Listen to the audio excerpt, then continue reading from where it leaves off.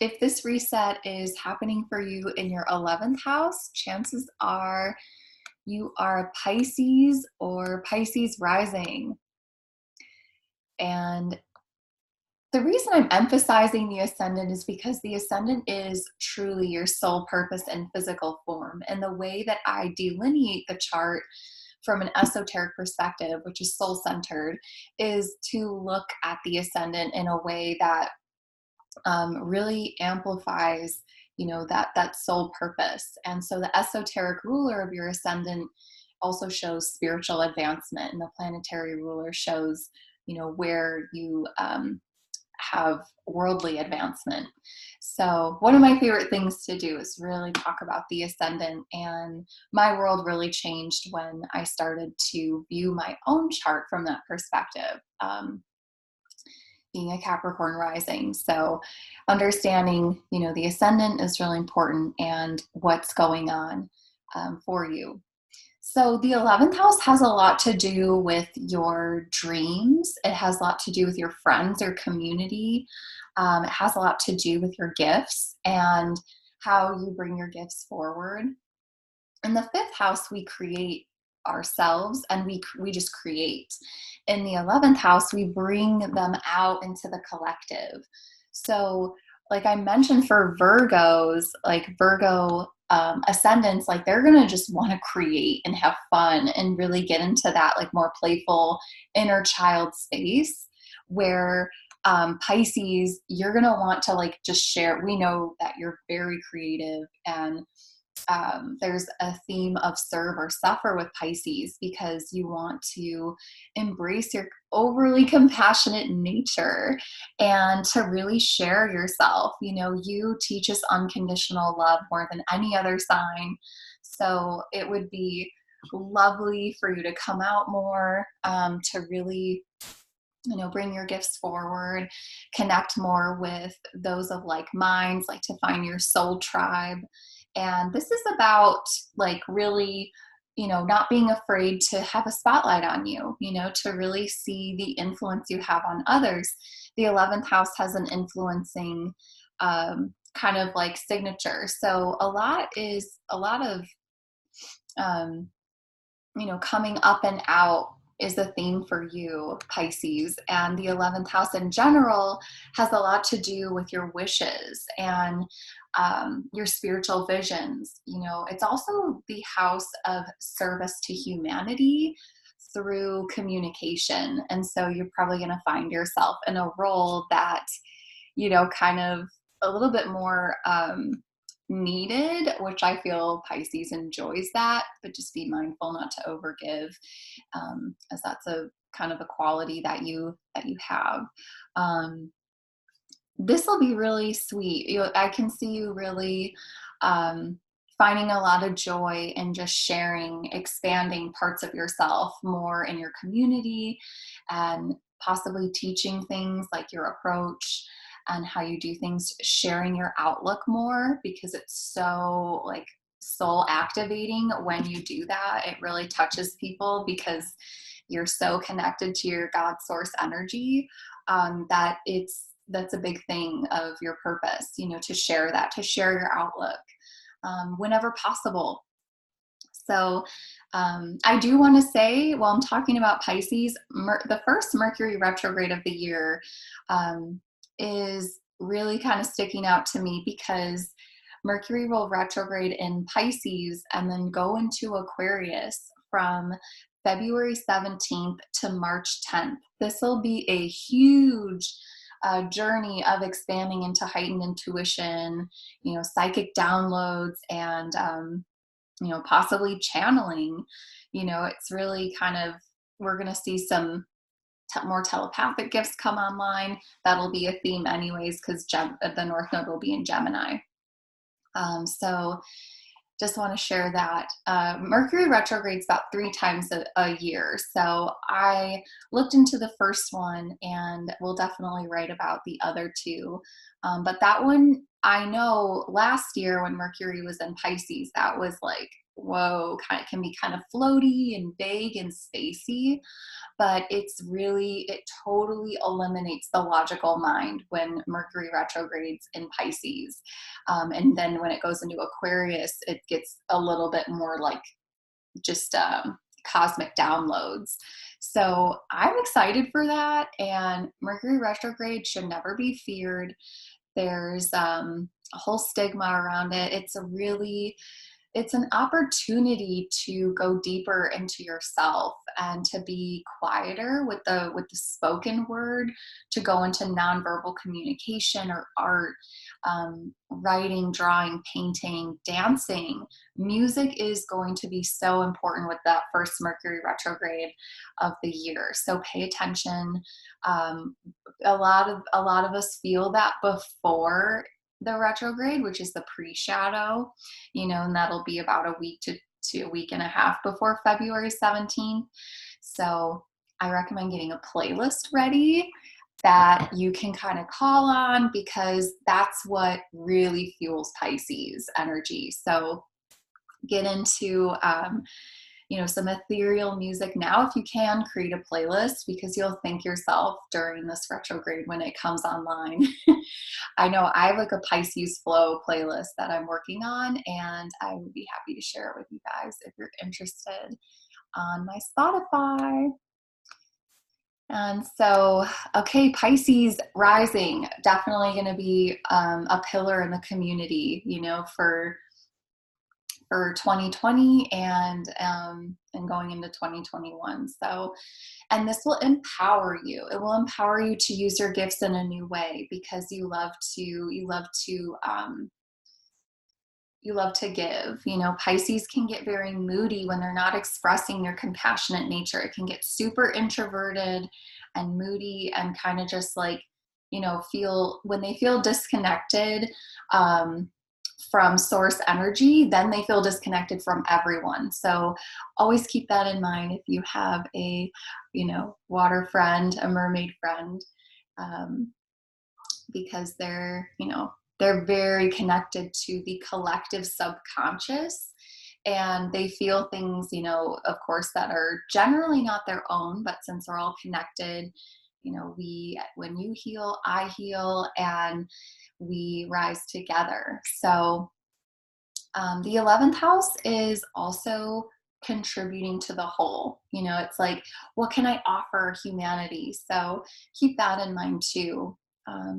Especially if you're in a job or a position that's like maybe not fulfilling, you might be thinking about doing something outside of that, like volunteering, community, where you can start to like feel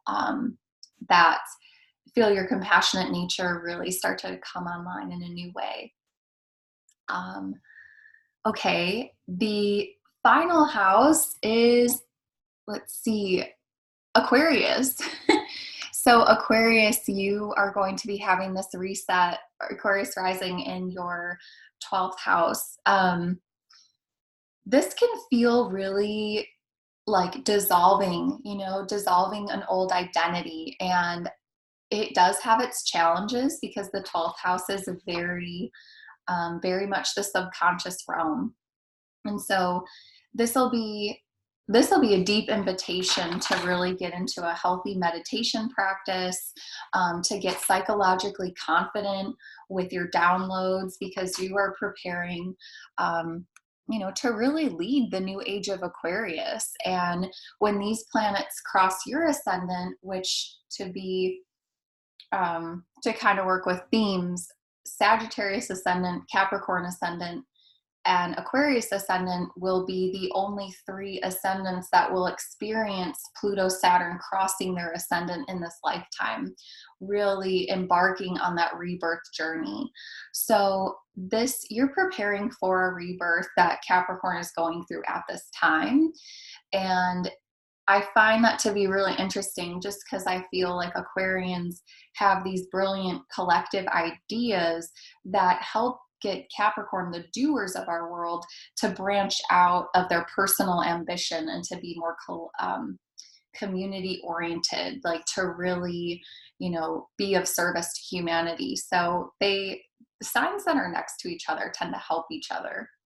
And then Sagittarius has the vision, Capricorn builds a vision. Aquarius is more about bringing it and branching it out into the collective and to serve humanity, to progressively serve humanity through humanitarian work, which astrology is humanitarian work in itself. So the 12th house, Aquarius, this is really a restructure and a deeper level of empowerment with your psychic abilities, with your cosmic downloads and intuition. Pay attention to your dreams, pay attention to what comes to you in your meditation. This is not easy, because everything dissolves in the 12th house. We tend to lose our identity. So there's a shedding going on. And this is because out of all the signs, Leo does too, but you really have the influencing ability to lead by complete authenticity. So you're really being called to ask, you're being guided into really, what's no longer in alignment with who you truly are, whether it's, a relationship, a job, just a way of acting or behaving, because you're really reclaiming that authentic Uranian energy. And because Aquarius is ruled by Uranus. So you're going to be asked to truly embrace who you are. And this is because it's so you can help lead, lead when Saturn's in Aquarius. And, Pluto is going to be going into Aquarius actually March 23rd of 2023. So that's pretty exciting. And so we're coming into a time where it's harder to hold on to a facade than to embrace who we truly are. And so you're going to feel that Aquarius rising because because these planets are in Capricorn. It's going to take courage, to be willing to let go of all that you thought you were, so you can really be the person that, that you came here to be, and fully in your authentic nature, embracing your quirks, your weirdness and your eccentricities. Like Aquarius, that's what you're here to do. So you'll be tapping into some, highly intuitive realms, and you want to trust that, whether it's through maybe you start writing or, coming forward in a new way, but there will be a release, on attachment to old forms of maybe what you once identified with. Overall for you, it's about coming into that deeper alignment of, feeling like all the pieces of your life are, in congruency with you, with the real you. So, and that's a theme in general, just with the North Node in Cancer, South Node in Capricorn, nurturing the real, the inner core of who we are. So this is about having trust and faith in yourself and coming into what's true for you, because you have a leading role in helping others identify and connect to what's true for them simply by standing in what's true for you, even, if it's different, completely different.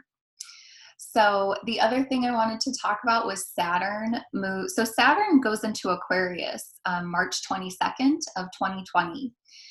And he just barely gets into Aquarius before he starts his retrograde passage, which is May 11th through September 29th.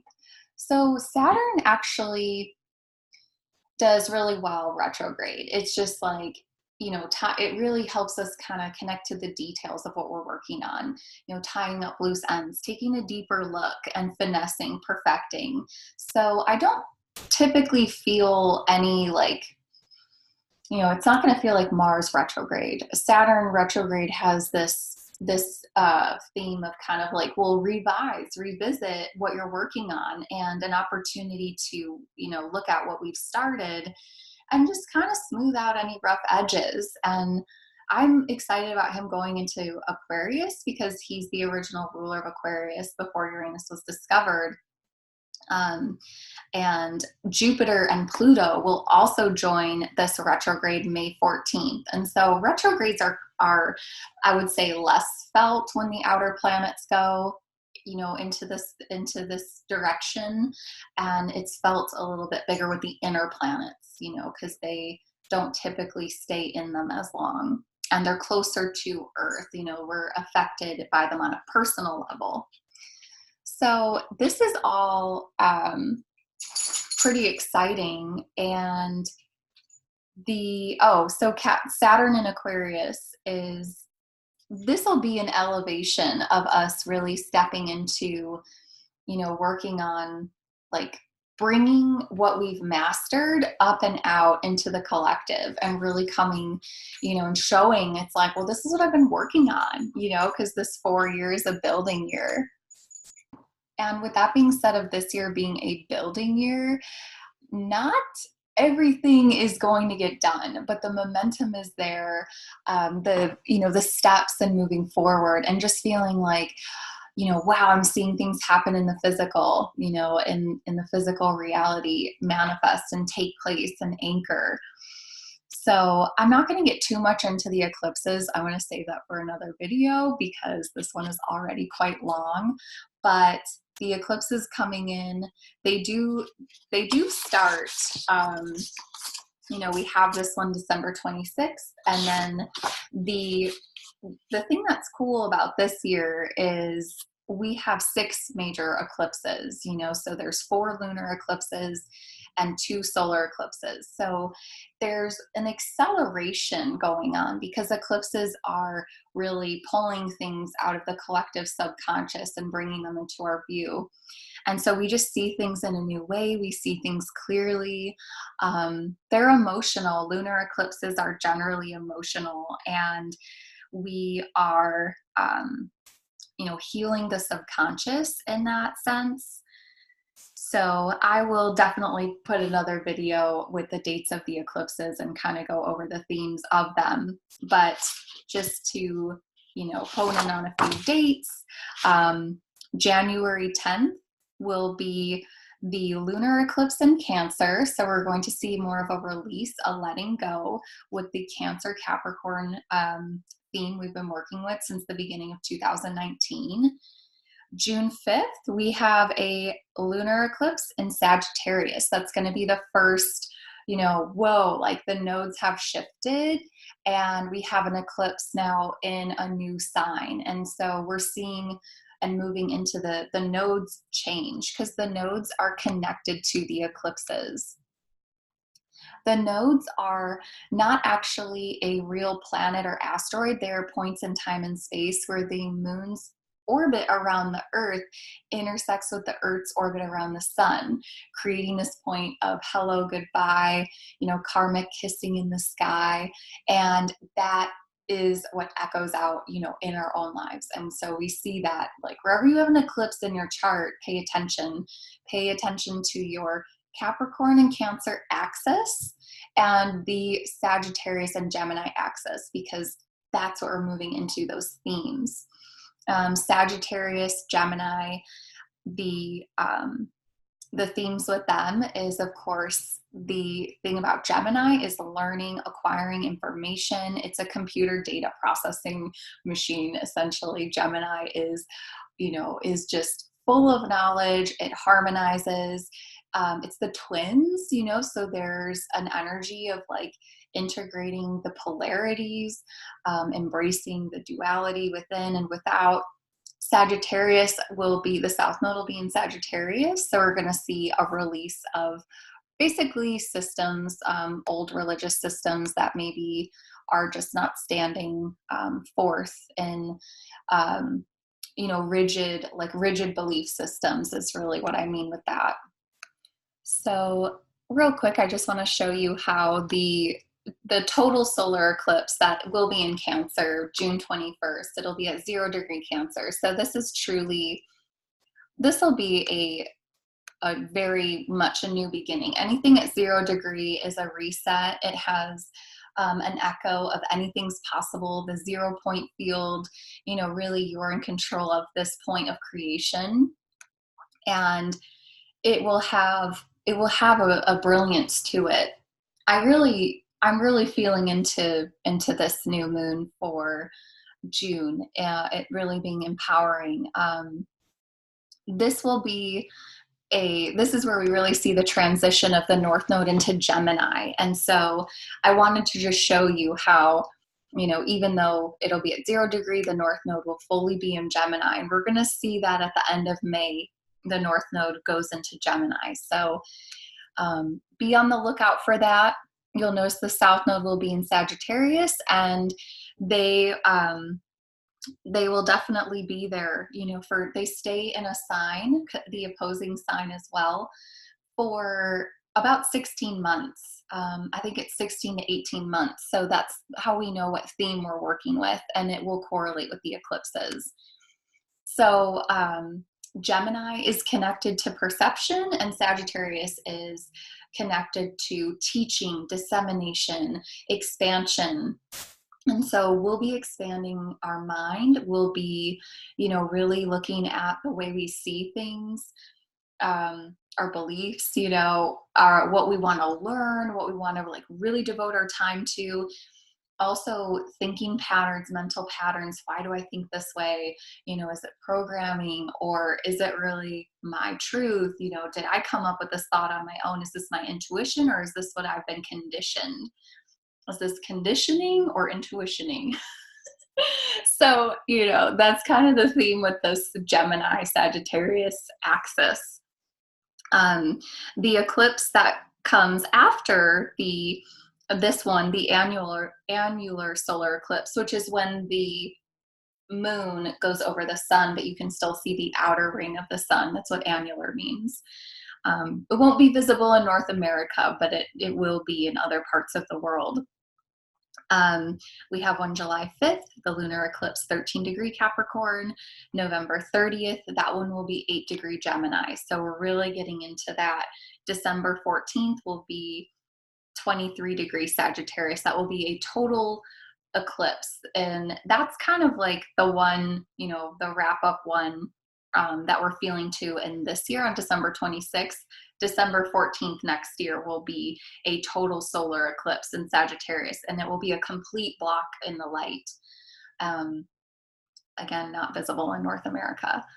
So we're going to be challenged with our beliefs and a little bit more forgiving and tolerant, to keep that in mind, that this is a theme. So be aware of when it shows up in your field, when you're talking to people, to respect other people's truths. Like, wow, thank you for sharing your truth with me. That's not my truth, but I love that that's yours, and I love you're passionate behind it. And to basically bring the Venetian, soul level planet, soul level ruler, into this space of I honor that truth in you, and this is my truth. And to also bring forward, Gemini is connected to the magician and the art of communication. So a major theme for us, which is going to be truly highlighted, starting in the end of May, really feeling into it, June with the North Node in Gemini, is how we deliver our messages, the tone, the energy behind it, and really, really connecting to that, using our voice, our written and spoken word as an art form, breathing before we, possibly unleash, that's going to be a theme. We're going to create more of a harmonious connection with others if we can, really put the intention out there, that we are, yes, we're honoring our truth, we're speaking our truth, and we're also not attacking. And so, and we're, maintaining our sovereignty in the process. So we're going to see some really cool themes in 2020. I'm really excited about the shift in the axis, really kind of shaking up our mental circuitry and, overall perception and worldview. So This is exciting. A lot of us are going to feel like we want to learn new things. We want to expand the mind, expand our vision. Many of us are going to be stepping into teaching. You know, there's a heightened um, theme of philosophy, you know, looking at the truth. What's the bigger picture in this? What's the higher meaning? You know, so we're going to see this come on in a myriad of ways. And I hope you enjoyed this video. I know I threw a lot of dates at you, and I will make another video kind of going through the eclipses and all things like that. But definitely just wanted to run, you know, the bulk of the energies by you. The North Node will be in Gemini to the date on May 5th of 2020. So I just wanted to give you that exact date. And what's really special about that is Venus will also be in Gemini. So again, a heightened awareness towards the esoteric principles of Venus and Gemini, the harmonizing of duality, of opposing views, opposing forces. So as always, there's an opportunity, an option for you to get an in-depth reading with me if you'd like to see how the 2020 energies affect you personally and really dive in deep. That's definitely my forte and my favorite thing to do. Thank you so much for watching. I know that it's kind of long, but hopefully, you know, you can connect this to your own chart, as my goal is to empower you to kind of see where these energies are coming in. So lots of love to you, and I hope to connect with you in the future. So thank you. Bye.